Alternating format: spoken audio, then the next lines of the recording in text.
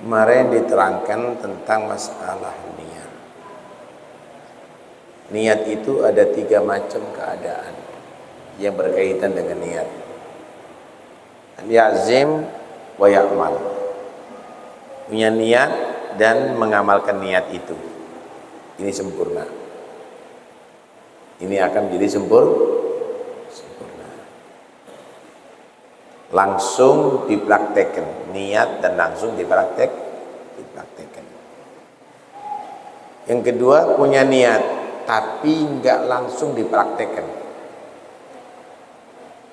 Saya niat mau haji tahun ini atau umroh, enggak langsung dipraktekkan. Maka jika niat tadi itu dilaksanakan, maka akan mendapatkan pahala dari Allah, bisa dilipat gandakan sampai 10 kali lipat, 700 kali lipat, bahkan lipatan yang tidak terhitung. Jika ternyata dia tidak melaksanakan, maka dia mendapatkan pahala niatnya, 1 pahala. Sebaliknya kalau niat jelek tapi dia gagalkan karena takut kepada Allah atau karena malu kepada Allah, maka penggagalannya mendapatkan pahala. Kalau dia laksanakan niat jelek, ia laksanakan, dia akan mendapatkan 1 dosa. Yang ketiga, orang yang nggak mampu tapi punya niat, kalau mampu saya akan melakukan. Saya belum punya dana, tapi kalau saya punya dana tahun ini haji. Saya tidak punya biaya, tapi kalau saya punya biaya, saya akan biayai orang yang sakit, orang yang membutuhkan pertolongan. Nah, ini sesuai dengan apa dikatakan oleh Nabi begini. An-nasu arba'atun, kata Rasulullah. Manusia itu ada 4 macam. Manusia itu ada 4 macam.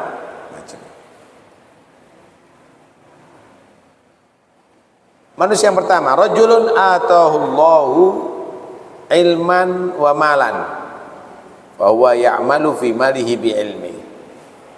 Ada seseorang Allah berikan ilmu dan harta, ilmu agama dan juga harta. Dia mempergunakan hartanya untuk keperluan agamanya, ya untuk haji, ya untuk sedekah, ya untuk silaturahim, ya untuk bantu tetangga, ya untuk nyantuni anak yatim.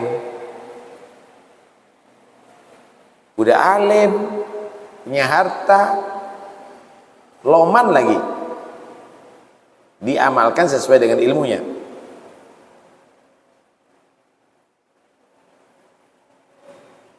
Fayaqulu akhar, maka orang yang kedua, ini nggak dikasih harta, nggak dikasih harta, orang biasa, mungkin bukan orang alim. Dia berkata begini, lau atani Allahu mithla ma atahu, kalau seandainya Allah memberikan kepada aku seperti yang diberikan kepada si alim, diberikan ilmu dan hartanya tadi itu, sampai bisa bangun masjid, sampai bangun madrasah, sampai bisa bangun pondok, la amiltu mithla amalih, aku berjanji akan beramal sesuai dengan perbuatannya dia. Aku juga akan buat pondok, aku juga akan buat masjid, aku akan buat umroh, aku juga akan haji, aku akan juga sedekah. 2 orang ini mampu melaksanakan kebaikan, yang ini nggak mampu tapi niat, kalau dia dikasih kemampuan akan melaksanakan yang sama, fil ajri sawa, pahalanya sama, pahalanya sama.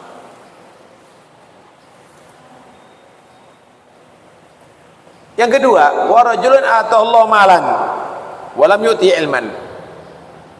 Ada orang dikasih harta oleh Allah tapi nggak kasih ilmu.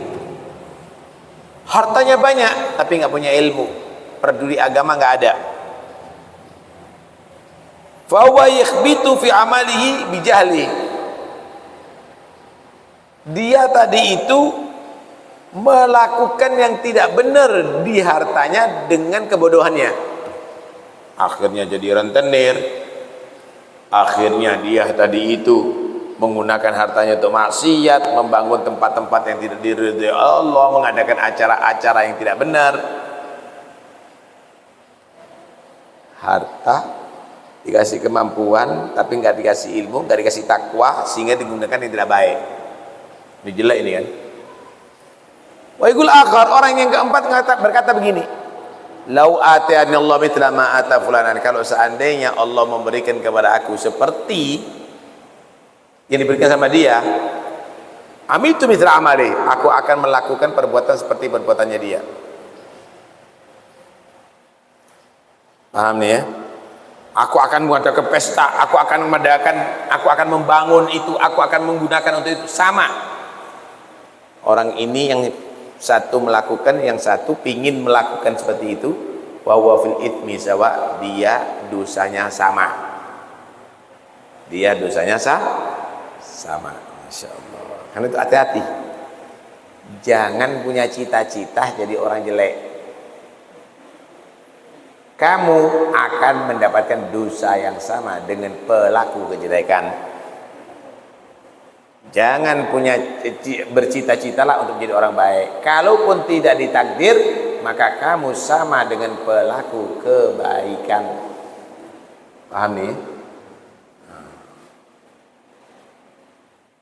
Saudara, dulu itu ada di zaman Nabi Musa, ada seorang namanya Qarun.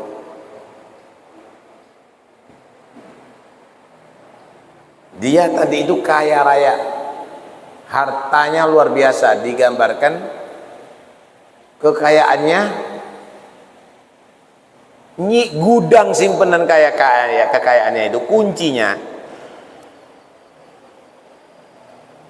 Walaqad atainahu minal kunuzi ma inna mafatihahu latanu usbah uli quwwah. Dikasih kekayaan oleh Allah untuk kunci gudangnya aja, diangkat orang 70 yang kuat-kuat nggak mampu kuncinya. Ini belum isinya, ini belum isinya. Kayaknya luar biasa saudara. Cuma dan dia alim, dari bapak dan ibu dia itu sepupu Nabi Musa dan Nabi Harun.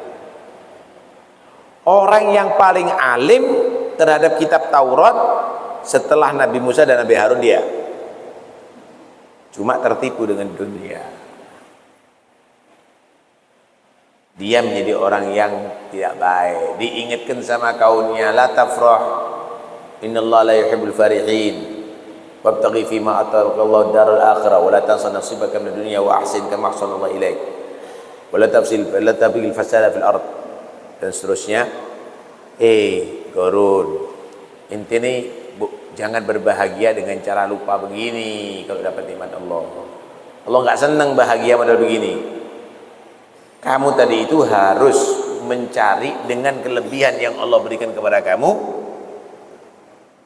yaitu ridhonya Allah, surga, kebahagiaan akhirat. Jangan belum melakukan kejahatan begini, kerusakan begini, kemaksiatan begini. Allah itu nggak seneng loh dengan cara begini. Marah dia. Semakin melonjak, semakin arogan, pamer. Mau apa? Dipamerkan hartanya semuanya. Dibuat parade, dibuat baris, semua hartanya dikeluarkan. Untuk mengejek orang-orang yang bagi dia sok alim. Wah, di situ orang terbelah menjadi dua. Ada orang yang dia tadi itu condong kepada dunia. Ya laitana mithla ma utiya Qarun. Innahu ladzu hadzin adzim. Seandainya aku ini bernasib seperti Qarun ya, dikasih harta seperti itu, mujur memang Qarun itu nasibnya. Waqalladina indahu waqallad, dan orang-orang yang dikasih ilmu oleh Allah, wailakum thawabullahi khairun liman aman. Jangan lo, celaka lo kamu. Surga itu bagi orang beriman lebih nikmat, bukan kekayaan. Alhasil intinya Qarun dan hartanya ditelan bumi oleh fa khasafna bihi wa bidahil arda. Bumi ini terbelah, Qarun sama kekayaannya, budak-budaknya, semuanya, binatang ternaknya, istananya ditenggelamkan oleh Allah Subhanahu wa taala. Baru di situ orang sadar, yo, selamat kita nggak dikasih seperti Qarun. Nah, sampai sekarang setiap ada orang menemukan barang berharga di bumi disebut harta karun gitu. Coba maju biar di belakang itu bisa masuk semuanya, masuk masjid ya. Maju.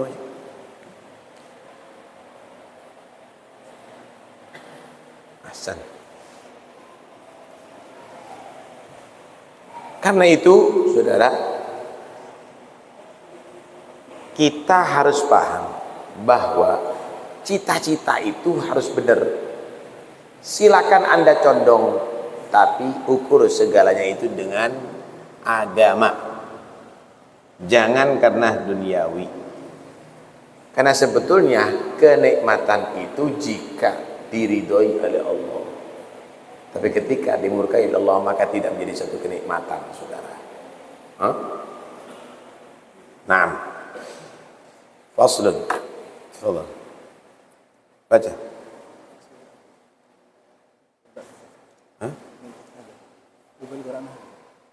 Ya akhi bimaraqabatillah. Faslun.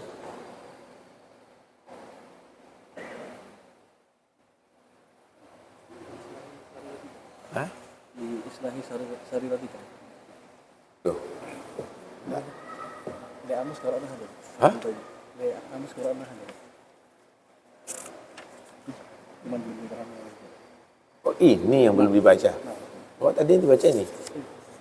Ini baca itu. Oh, maaf.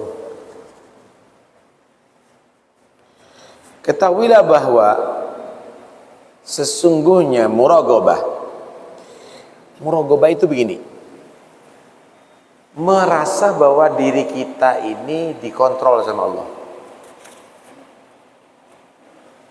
selalu dilihat oleh Allah, selalu didengar ucapan kita oleh Allah. Muraqabah ini min asyrafil maqamat, adalah termasuk makom yang paling mulia, wa arfa'il manazil, derajat yang paling tinggi, wa a'lad darajat, wa hiya maqamul ihsan. Ini yang disebut al-ihsan. Saudara, ada yang disebut al-iman, ada yang disebut al-islam, ada yang disebut al-ihsan. Al-islam yaitu kita melakukan kebaikan amal zahir.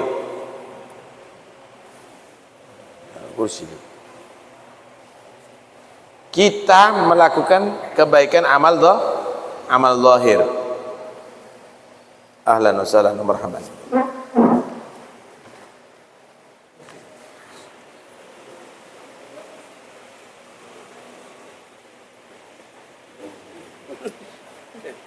Ini Hasan Rukian.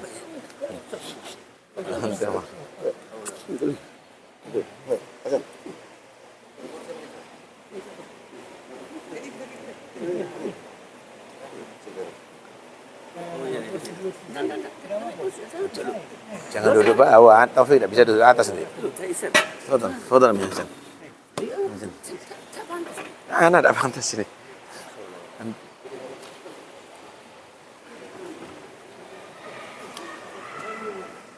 Ini Hasan, jangan, anak bisa. Oh iya tanah bicara nih.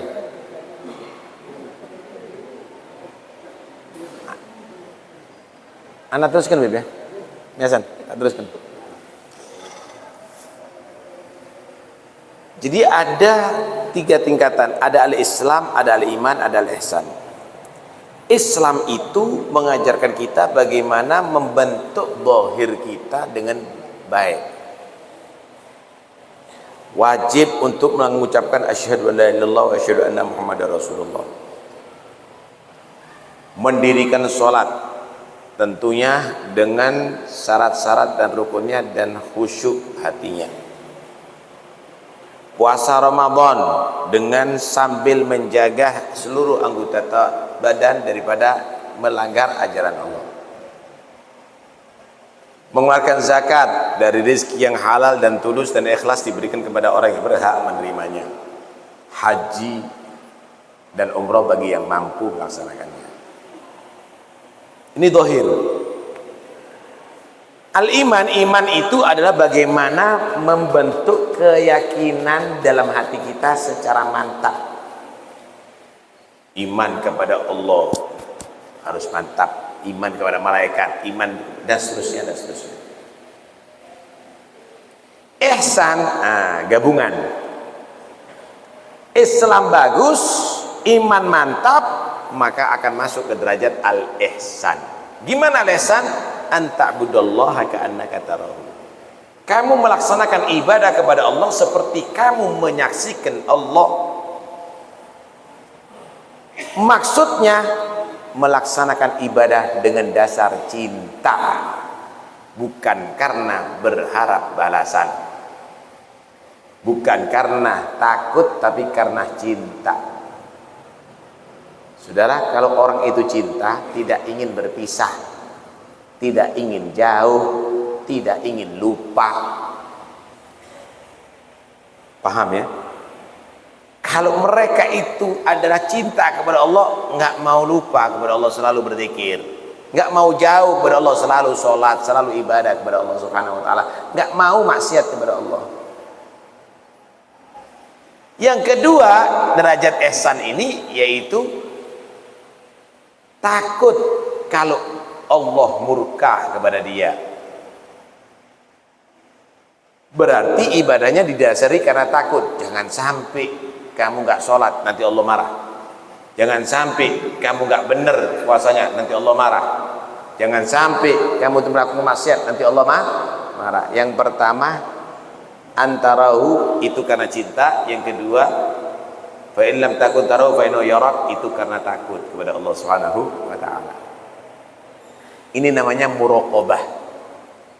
Ini namanya muraqabah. Inna rabbaka labil mirsad. Sesungguhnya Allah itu benar-benar mengontrol kamu, hati-hati. Bakal kamu akan mendapat teguran Tuhan kalau kamu tadi itu tidak benar. Anda bisa bayangkan kalau Anda menjadi pegawai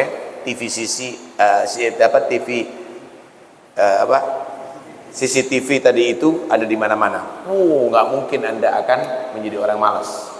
Kenapa? Anda akan mendapatkan peringatan nantinya, SP. Kalau perlu dipecat.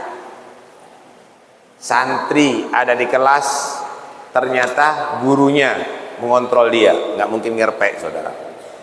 Nggak mungkin nyontek. Allah Maha tahu. Allah Maha mendengar, kok berani maksiat? Padahal Allah Maha tahu. Karena dikatakan man asallaha wa huwa ya'lamu ayatayaqanu annahu yarahu faqad istahqara nadharallahu ilaih. Wa man asahu wa huwa ya'lamu annahu la yarahu faqad kafar. Siapa orang yang maksiat kepada Allah, dia meyakini Allah melihat dia maksiat, berarti telah menghinakan pandangan Allah. Anda bisa bayangkan, ada murid dilarang sama gurunya, tapi dilanggar di hadapan gurunya. Ada anak dilarang sama orang tuanya, tapi dia melakukan yang dilarang oleh orang tuanya. Begitu juga manusia yang meyakini Allah Maha melihat dia, Allah Maha mendengarkan dia, tapi dia tetap berbohong. suaranya didengarkan oleh Tuhannya, dia berbohong, tetap dia tadi itu melakukan kemaksiatan, padahal Allah mengetahui itu semuanya. Siapa orang yang melakukan maksiat dan dia tidak meyakini Allah nggak mungkin tahu dengan maksiatku, maka hukumnya kafir. Hukumnya kafir. Naam, muraqabah ini, ini yang katakan oleh Nabi, al-ihsan an ta'budallaha ka'annaka tarahu fa illam takun tarahu fa innahu yarak. Dan setiap orang yang mukmin mengimani kepada Allah bahwa tidak ada yang samar bagi Allah di bumi maupun di langit. Dia mengimani Allah itu selalu bersama dia dalam segala gerakan dan diamnya, maka tidak mungkin orang ini akan maksiat kepada Tuhannya atau meninggalkan wajib, saudara. Wa huwa ma'akum ainama kuntum. Dia Allah selalu bersama kamu dimanapun kamu berada. Kalau orang merasa dirinya selalu sama Tuhannya, saudara, maka dia tidak pernah takut kepada selainnya, tidak pernah berharap kepada selainnya. Tahu anak kecil, ketika dia selalu dalam pelukan ibunya, dia tidak pernah takut dari siapa-siapa, karena dia mengetahui bahwa ibunya akan melindungi dia, bapaknya akan melindungi dia. Dia takut apapun pasti dia akan mencari bapak, ibu. Nah, dia tahu bahwa bapak ibunya selalu sayang kepada dia. Kalau dia berharap sesuatu merengek kepada bapak ibunya, belikan itu bapak ibu itu, dia tahu bahwa bapaknya dan ibunya sayang sama dia, dia akan membelikan asal tidak membahayakannya. Begitulah orang mukmin, kalau dia merasa selalu sama Tuhannya, dia tidak merasa gelisah dalam segala apapun, saudara, karena dia tahu bahwa Allah akan melindungi dia. Lihat bagaimana Nabi Shallallahu Alaihi Wasallam ketika di dalam gua bersama Sayyidina Abu Bakar Siddiq. Sayyidina Abu Bakar gelisah. Kenapa? Musuh dari atas ngelihat sendal ke bawah akan tahu bahwa di dalam ada Rasulullah. Tapi Nabi menangkan, la tahzan innallaha ma'ana. Enggak usah gelisah Abu Bakar, enggak usah susah, Allah bersama kita. Allah bersama kita. Karena itu aulia Allah disifatkan apa? La khaufun alaihim wa lahum yahzanun. Enggak ada takut, enggak ada gelisah. Kenapa? Selalu dia dalam timangan Tuhannya, dalam dekapan rahmat Tuhannya Allah Subhanahu wa taala. Dia kalau minta merengek sama Tuhan, dan Allah akan kasihkan itu semuanya. Tapi ada beberapa hal yang tidak dikasihkan. Kenapa? Itu karena cinta. Sama dengan orang tua. Anak misalnya mainan pisau, dirampas sama orang tuanya, dijauhkan. Walaupun anak tadi itu mungkin merasa menyesal karena itu kesenangannya lagi digagalkan, tapi sebenarnya itu bentuk kasih sayang orang tua kepada anak. Anak main-main api misalnya dimatikan sama orang tuanya, walaupun itu anak mungkin kecewa, tapi itulah selalu satu bentuk kasih sayang orang tua kepada anak. Kadang-kadang anaknya disuntikkan, walaupun anaknya menangis, tapi itu satu bentuk kasih sayang orang tua kepada anak. Begitulah juga Allah kepada hamba-hamba pilihannya. Kadang-kadang nggak dikasih, minta dunia nggak dikasih, minta itu nggak dikasih. Itu satu bentuk rahmat Allah kepada mereka. Kenapa? Karena Allah udah menjanjikan yang lebih baik daripada permintaannya. Kadang-kadang dikasih musibah, itu bukan karena Allah benci, tapi itu adalah satu bentuk cinta Allah, seperti suntik bagi anak kecil tadi itu, dari yang dilakukan oleh orang tuanya. Karena itu husnudzon setiap saat kepada Allah Subhanahu wa taala. Ini namanya muraqabah, saudara. Diceritakan ada seorang guru mempunyai murid yang banyak. Ini masih lama ini adzan?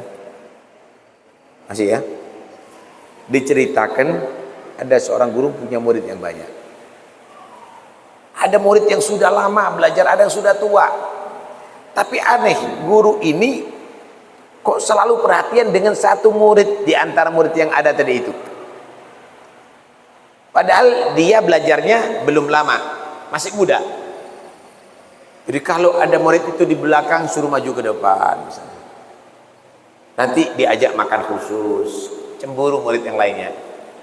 Protes sama gurunya, guru kami belajar lebih lama, kami lebih senior, kitab ya lebih banyak kita yang hatam, kok guru kok lebih perhatian sama yang lebih cinta. Udahlah, itu urusan hati. Kata si murid, ya jangan guru, kita juga harus dikasih bagian yang sama atau lebih. Kata guru, udah begini, besok semuanya saya minta semua muridku bawa seekor ayam yang hidup sama pisau yang tajam. Semuanya muridku ya. Nanti aku berikan tugas kepada kamu. Besok bawa ayam semuanya muridnya sama pisau. Dah, sekarang saya tugaskan semua murid-muridku untuk menyembelih ayam masing-masing di tempat yang tidak diketahui oleh siapapun, tidak disaksikan oleh siapapun. Sekarang laksanakan tugas, selesai kamu laksanakan tugas, datang kemari. Ada yang masuk kamar, masuk lemari, kunci, potong. Ada yang lari ke gunung, ada yang masuk ke gua, ada. Mereka berdatangan bawa ayam sudah tersembelih. Murid kesayangan ini datangnya terakhir, ayamnya masih hidup. Guru tanya, kamu motongnya gimana? Guru nggak ada yang tahu. Pengalaman semua tempat memang paham kita. Kita masuk di daerah sini guru nggak ada yang tahu, semut pun nggak ada. Yang ini saya ke atas gunung saya, wah hebat. Kemudian yang masih ayamnya masih tanya, kamu kok nggak bisa menyembelih seperti teman-teman kamu ini semuanya di tempat yang kosong? Yang lainnya tertawa, dianggap ini satu kekurangan. Emang bodoh, nggak tahu apa-apa, ini apa pengalaman. Kata dia, syaratnya guru berat. Guru mensyaratkan kepada saya potong di tempat yang tidak diketahui oleh siapapun, tidak berarti oleh siapapun. Di mana tempat yang tidak diketahui oleh Allah? Di mana tempat yang tidak disaksikan oleh Allah? Karena itu saya nggak mampu, nggak sanggup, wahai guru. Senyum gurunya. Tahukah kamu kenapa saya lebih condong pada anak ini? Karena anak ini lebih kenal dengan Tuhannya daripada kamu semuanya. Inilah muraqabah, saudara. Inilah muraqabah. Karena itu ketika kita sudah merasa bahwa tidak diawasi oleh Tuhan, berani kita maksiat kepada Allah. Dan itu adalah satu kegagalan dalam kehidupan kita ini, saudara. Karena itu kenali Allah. Kenali Allah. Sehingga Anda bisa bayangkan, kalau Anda seorang guru melihat murid Anda jika datang ke kelas sebelum waktunya, jam 7 masuk, jam 7:10 sudah di kelas sambil dia menghafal atau murojaah. Kemudian murid tadi itu fokus, catat semuanya dari gurunya, fokus. Kemudian setelah belajar itu pun masih muridnya itu murojaah, patuh, nggak pernah melanggar. Kira-kira bagaimana gurunya? Puas dengan murid ini, ridho dengan murid ini. Begitu juga orang tua kepada anaknya, melihat anaknya selalu patuh, hormat, bakti, khidmat setiap saatnya, maka orang tua akan ridho kepada anak itu. Jadilah kamu kepada Tuhan kamu juga demikian. Jadikan Allah itu selalu menyaksikan kamu, selalu dalam perbuatan taat. Belum adzan udah di masjid, udah baca Quran, udah wirid, adzan salat berjamaah dengan khusyuk. Setelah adzan itu wiridnya dibaca, masih salat sunnah, masih itu dan ini, masih di rumah qiyamul lail, salat duha dan seterusnya dan seterusnya. Tidak pernah melanggar, tidak pernah maksiat. Allah menyaksikan kamu setiap saatnya dalam kebaikan, dalam perbuatan taat, maka kamu akan menjadi orang yang diridhoi oleh Allah Subhanahu. Begitu seharusnya yang harus kita lakukan, saudara. Ya? Gitu yang harus kita lakukan sehingga kita menjadi hamba pilihan Allah Subhanahu wa taala. Mudah-mudahan insyaallah kita bisa merasakan apa yang mereka rasakan itu semuanya, dan mudah-mudahan selalu kita merasa dengan Tuhan kita dan akhirnya kita menjadi hamba-hamba istimewa di sisi Allah Subhanahu wa taala. Amin Allahumma amin. Ada yang perlu ditanyakan? Fadhol. Mana mic-nya? Enggak ada mic-nya. Seharusnya dikasih caga ya. Kalau bisa nanti untuk yang akan datang dikasih 2 caga. Ada mic sana dan di situ. Fadhol, yang mau bertanya silakan. Itu.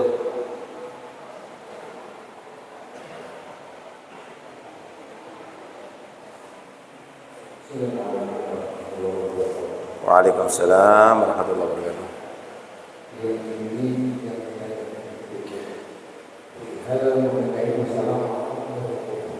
Apa?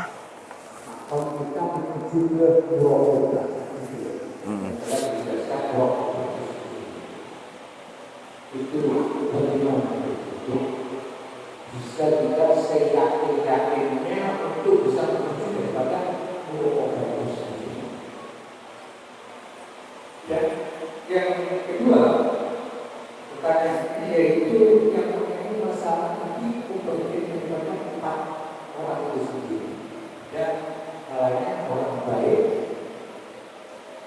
baik yang mempunyai sesuatu tentang kebaikan, dan yang kedua dia tidak punya harta tapi dia menuntut dalam hal itu sendiri, dan yang ketiga orang yang punya harta bermaksiat terhadap hartanya sendiri, dan ini yang keempat orang yang bermaksiat tapi tidak punya harta, dan ini kan masih belum dikerjakan.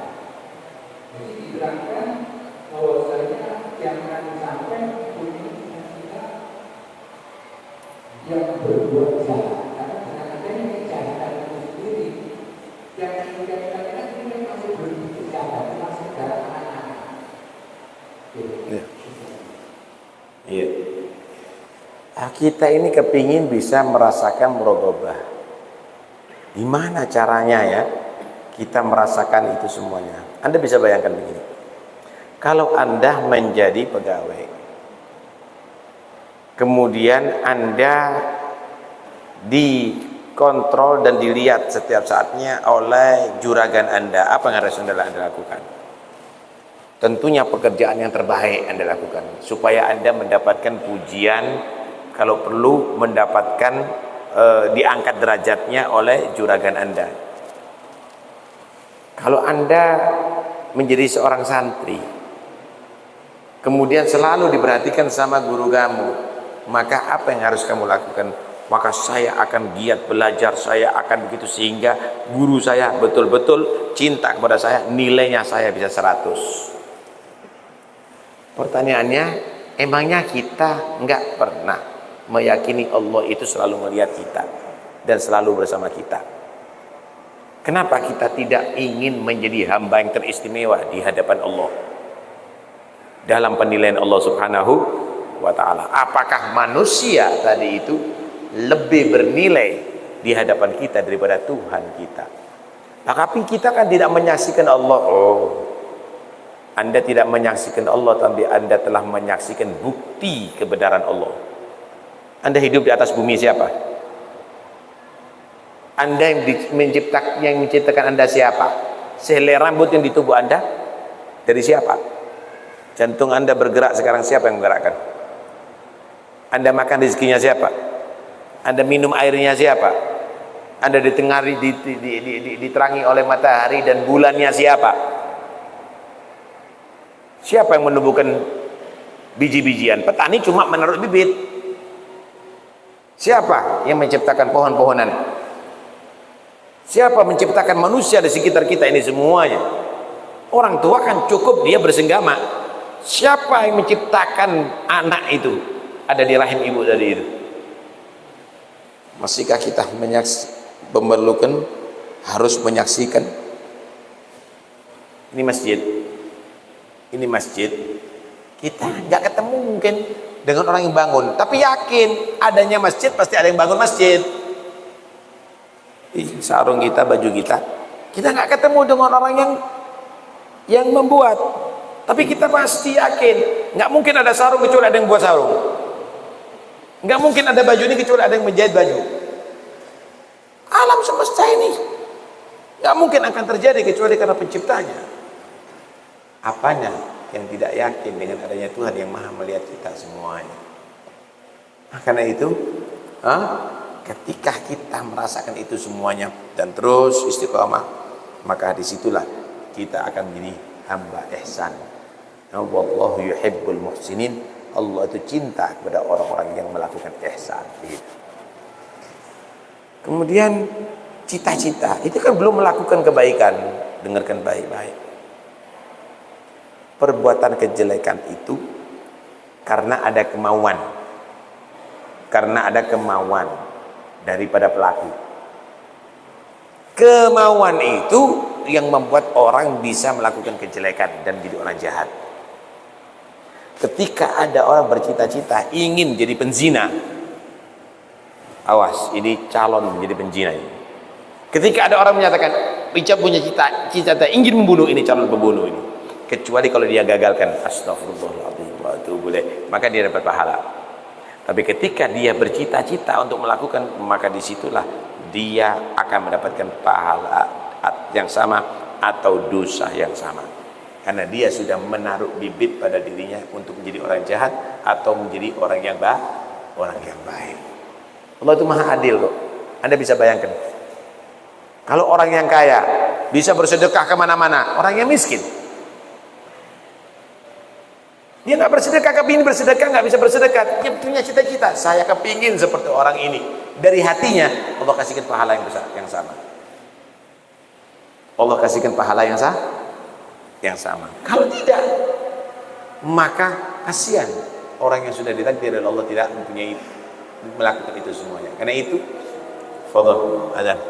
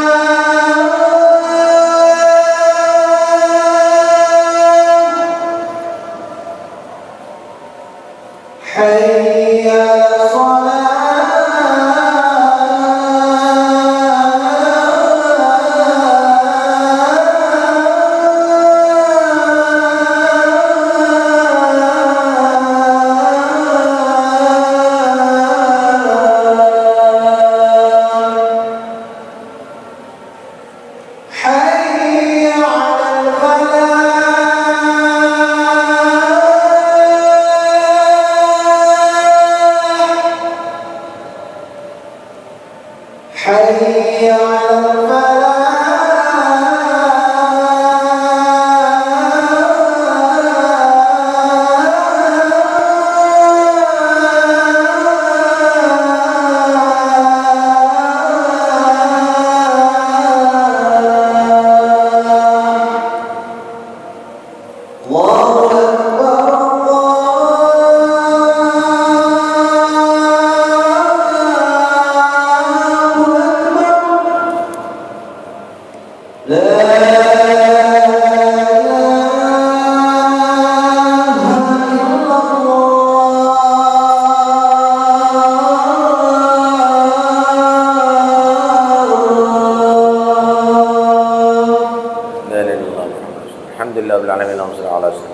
اللهم رب هذه الدعوة التامة والصلاة القائمة آت سيدنا محمد الوسيلة والفضيلة والشرف والدرجة العالية الرفيعة وقت المقام المحمود الذي وعدته إنك لتخرج ميعاد برحمتك يا أرحم الراحمين. اللهم إنا نسألك العفو والعافية والمعافاة الدائمة في الدين والدين الآخر. رب اغفر لوالدي يا رب اغفر لوالدي يا رب اغفر لوالدي رب اغفر لوالدي يا رب اغفر لوالدي وارحمنا كما ربنا صغيرا. اللهم بارك لي في أولادي واحفظهم وارزقهم وأجرهم ووفقهم لطاعتك وارزقني برهم صلى الله عليه وسلم. Alhamdulillah. Saudara, Anda pernah melihat kambing? Walaupun Anda belum tahu bahwa bapaknya kambing atau ibunya kambing, tapi pasti Anda yakin ini nggak mungkin lahir kambing kecuali daripada kambing betina yang pernah berhubungan dengan kambing jantan. Ayam juga demikian, pasti keluarnya dari telur. Kemudian juga ikan. Padahal Anda tidak melakukan itu semuanya, tidak mengetahui itu semuanya dengan pandangan mata, tapi menjadi satu keyakinan. Adanya makhluk terjadi dengan sendirinya, pasti ada penciptanya Allah Subhanahu wa ta'ala. Disitulah akan menjadi satu keyakinan adanya Tuhan, dan Allah itu maha melihat, Allah itu maha mendengar, dan seterusnya dan seterusnya. Maka disitulah akan terjadi muraqabah nantinya. Nah, ada yang lain? Fadhal. Fadhal. Baik, ayo. Assalamualaikum. Mohon saran lanjut, bagaimana hukumnya ketika seorang karyawan ingin menghadiri suatu call, tapi izinnya itu berbohong, artinya izin dengan alasan ada kepentingan di keluarga. Bahkan ada yang sampai pakai surat izin sakit, sedangkan dengan izin sakit tersebut karyawan tersebut diberikan atau masih diberikan gaji. Bagaimana hukum uang atau ganti tersebut? Terima kasih. Bohong itu tidak diperkenankan kecuali dalam beberapa hal. Pertama, untuk menyelamatkan orang yang akan dizalimi. Coba yang di luar itu anak-anak kecil diatur sama panitia supaya tidak mengganggu. Misal ada orang mau dibunuh, lari, kemudian sembunyi, tanya, kamu kelihatan nih si fulan? Wajib bohong.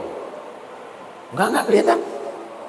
Wah, saya jujur, itu orangnya. Ya bohong nggak boleh. Paham nih? Kedua, bohong itu diperbolehkan antara suami dan istri untuk supaya menjadi akrab. Untuk menjadi akrab. Misal ngomong sama istrinya, nggak ada di dunia ini perempuan yang secantik kau. Padahal banyak sebetulnya. Paham ya? Nah, itu nggak apa-apa, itu bohong, boleh itu. Misalnya si istri juga begitu, Mas, saya lebih senangan orang yang hitam seperti kamu daripada orang yang putih. Kenapa? Saya ingat kapur kalau itu sudah kelihatan putih dari itu. Misal, itu nggak ada masalah. Ini untuk supaya lebih mesra, lebih cinta. Ya. Yang berikutnya untuk melindungi diri. Kalau tidak kamu akan dalam bahaya, maka kamu berbohong. Nah kalau untuk berbohong hadir hol nggak bisa. Ya, apalagi ngomong sehat dibilang sakit, bahaya itu, nggak boleh. Ya, nggak boleh. Lalu kamu dalam kenikmatan, kamu merasa dalam ujian, nggak boleh begitu. Ya, ya. Terus gimana?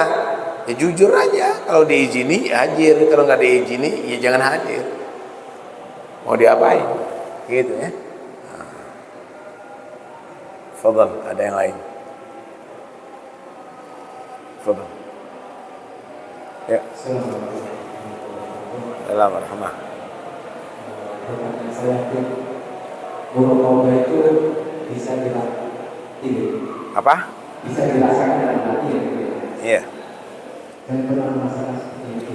Ketika misalkan santri yang dicontohkan tadi ada santri masih banyak udah murokoba, ada santri yang sudah lama tapi belum nyampe level itu gimana caranya supaya kita langsung merasakan murokoba? Padahal santri baru pun sudah merasakan hal yang seperti itu. Ya kan tadi kan dikatakan bahwa muraqabah itu maqam ihsan. Ihsan itu akan bisa kita capai kalau kita mempunyai Islam yang benar dan iman yang benar. Ketika iman kamu terhadap rukun iman tadi itu mantap, dan Islam kamu, sholatnya kamu bagus, puasanya kamu bagus, semuanya bagus, tulus, ikhlas, maka kamu akan bisa merasakan muraqabah, maqamul ihsan. Ihsan itu adalah bersatunya derajat Islam dan derajat iman, maka akan naik ke derajat ihsan. Jangan bermimpi untuk bisa merasakan ihsan kalau imannya masih belum kuat atau Islamnya masih belum kuat. Paham nih ya? Nah, jadi karena itu sekarang kita sholat, tahu sholat, laksanakan dengan sebaik mungkin, sebaik mungkin, dengan keimanan yang sempurna mungkin, tanpa ada keraguan. Kamu akan bisa merasakan itu muraqabah dengan sendirinya itu. Paham nih ya? Fadhal. Kalau banget dengan bohong ya tentunya nggak benar lah. Anda mau digaji tapi Anda tidak bekerja, hadir hall, ya nggak bisa dong. Ya Anda harus minta halal, karena dia tadi itu menggaji kamu untuk bekerja, bukan untuk hadir hall. Paham ya?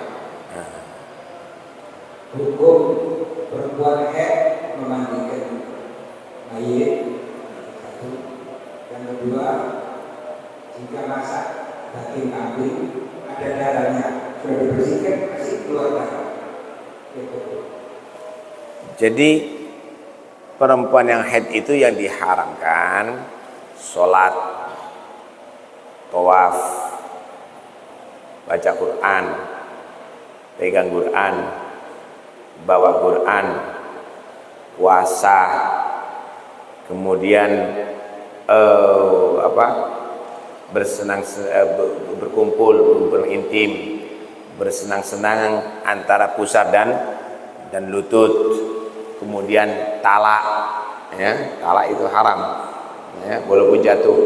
Ya, kemudian apa yang satu ini?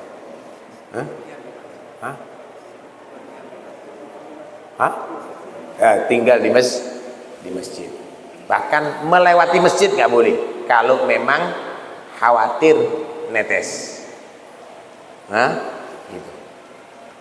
Terus mandikan mayit nggak apa-apa, nggak ada masalah. Bagaimana masak daging ini? Karena ada darahnya, dimaafkan yang nempel, bukan yang ngucur. Yang nempel ada di dagingnya dimaafkan, karena nggak mungkin akan ada darahnya. Dimaafkan. Ya. Fadhal.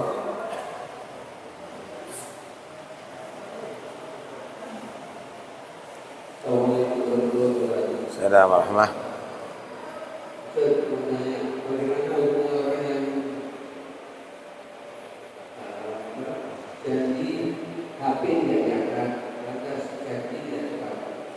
Janji nggak dapat. Padahal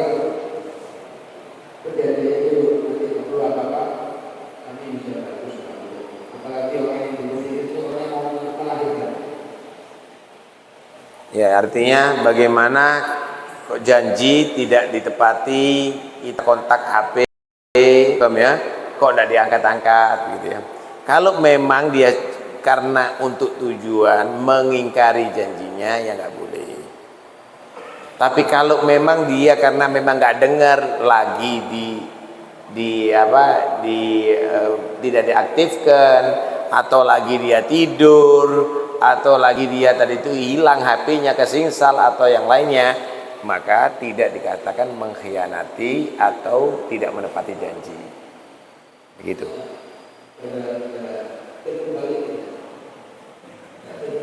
Ya, kalau memang dia janji untuk membantu misalnya, kalau dia itu mampu kemudian dia tidak membantu, maka dia berdosa. Tapi kalau ketika saat itu dia tidak mampu, maka dia tidak mengingkari janji, tapi memang belum mampu untuk membantu.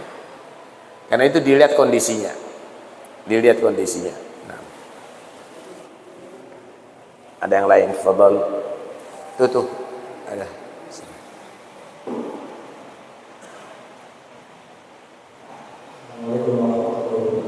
Assalamualaikum warahmatullahi wabarakatuh.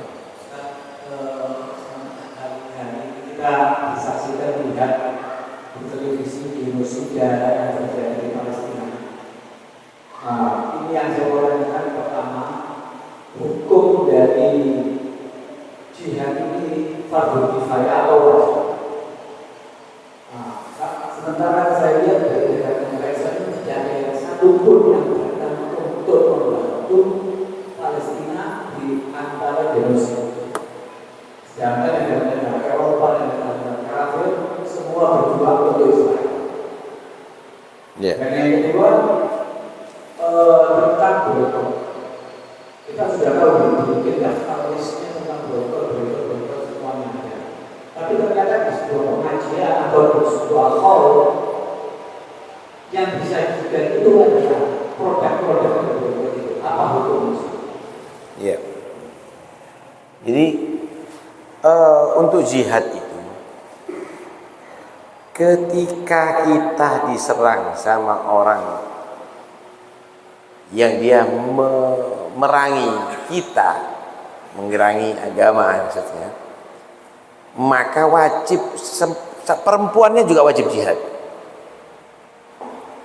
Tapi ketika misalnya jihad tadi itu tidak membutuhkan semuanya, maka menjadi fardu kifayah, sebagian harus berjihad sesuai dengan kebutuhannya. Sesuai dengan kebutuhannya. Yang ada di Palestina dan yang kita harus paham semuanya ya, bahwa ini amrun yunkar alai wala yustankar. Ini adalah perbuatan yang wajib kita ingkari, nggak boleh kita setuju. Tapi nggak bisa kita hindari karena Nabi sudah mengkabarkan akan terjadi peperangan yang lebih besar nantinya. Ini masih muqaddimah. Entar lagi peperangan akan lebih besar. Sampai perbandingan saking banyaknya yang mati, satu orang laki berbanding dengan 50 orang perempuan. Yakthurul haraj. Dan itu pasti terjadi. Pasti terjadi. Khususnya di Timur Tengah. Dan nanti memang ujung-ujungnya ada di Palestina. Tapi nanti ada janji Nabi, satu qatilul yahud wa sataqtulunahum. Bakal kamu akan perang dengan orang Yahudi dan kamu akan bunuh mereka. Habis-habisan nanti. Enggak ada lagi Israel nanti itu negara. Hatta law anna ahadahum yahtadi wara al-hajar aw syajar fayaqul hajar wa syajar ya muslim hada ya yahudi wara'i faqtulhu.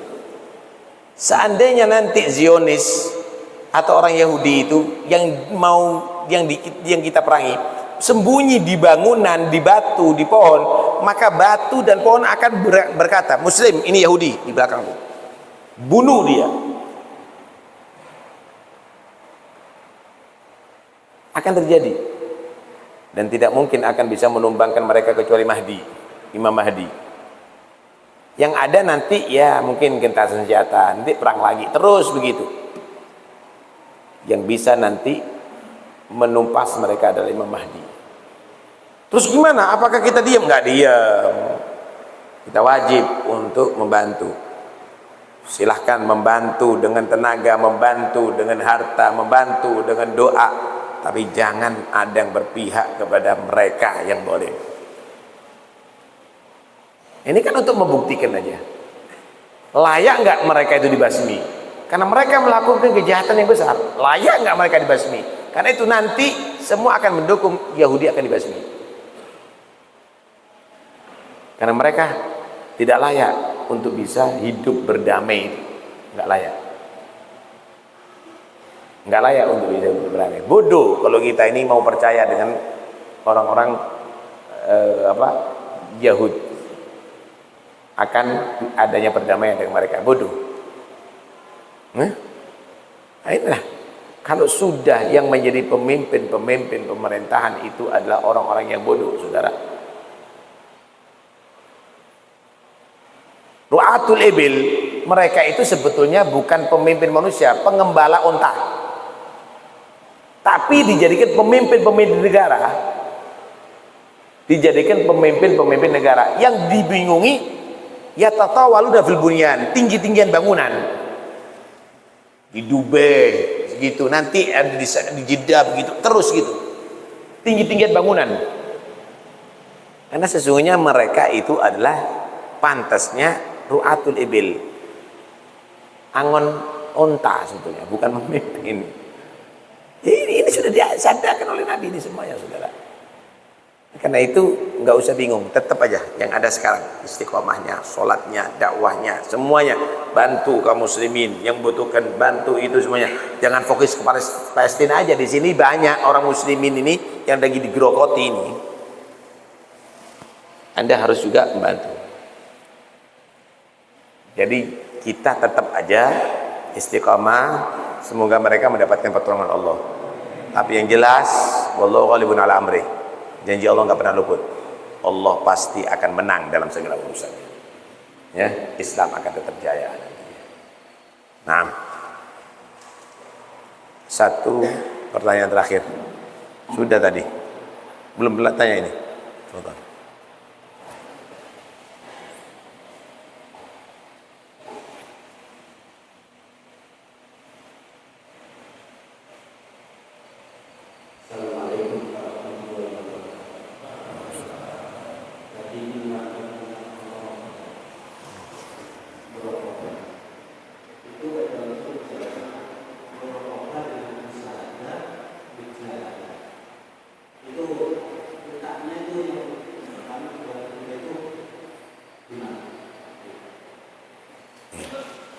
Mujahadah itu satu usaha kita untuk sampai kepada Allah. Paham ya? Itu mujahadah.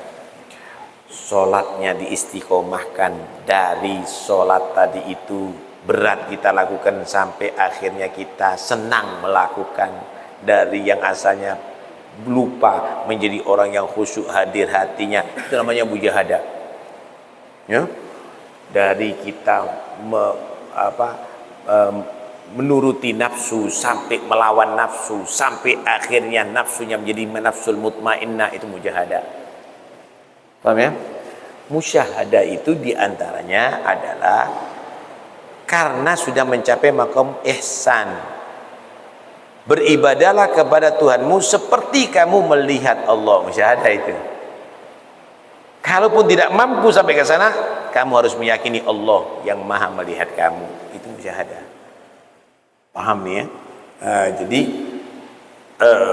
ihsan itu, ya, muraqabah itu akan menghasilkan kita musyahadah.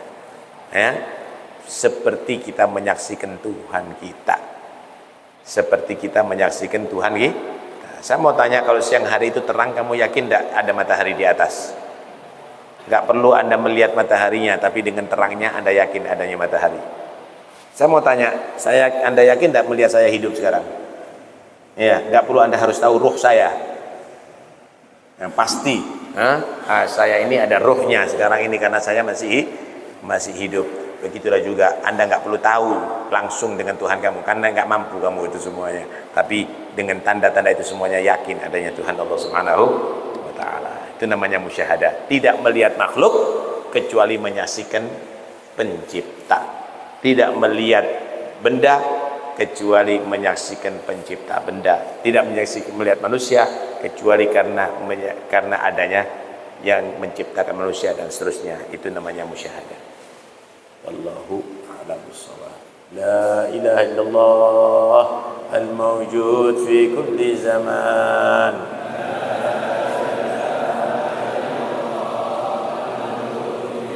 La ilaha illallah al-ma'bud fi kulli makan. La ilaha illallah. La ilaha illallah المذكور بكل لسان.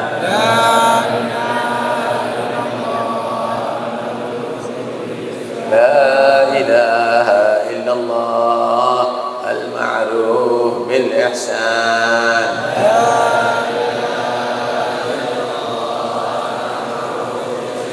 لا إله إلا الله كل يوم هو في شان.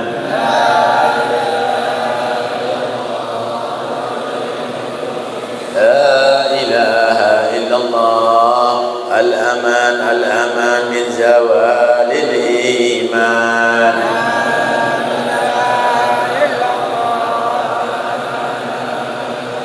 ومن فتنة الشيطان يا قديم الإحسان كم لك علينا من إحسان. إحسانك القديم يا حنان يا منان يا رحيم يا رحمن يا غفور يا غفار اغفر لنا وارحمنا وأنت خير الراحمين. صلى الله على سيدنا محمد وآله وصحبه وسلم. الحمد لله رب العالمين. قنوت ناسن قنوت.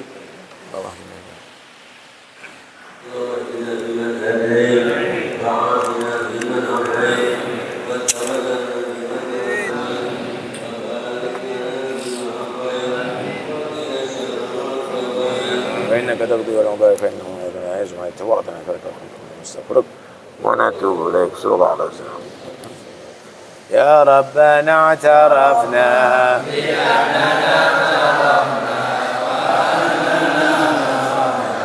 على لظى أشرفنا فتب علينا توبة واستر لنا العورات وآمن الروعات واغفر والأهل والإخوان وسائر الخلان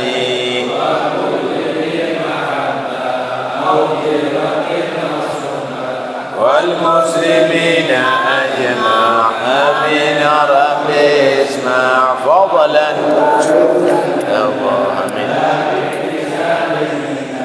بالمصطفى رسولي نحظى بكل سوري صلى وسلم ربي عليك وآله وصحبه والحمد لله في البدء على ربك رب العزة عما يصفون وسلام المرسلين والحمد لله رب العالمين. بسر الفاتحة.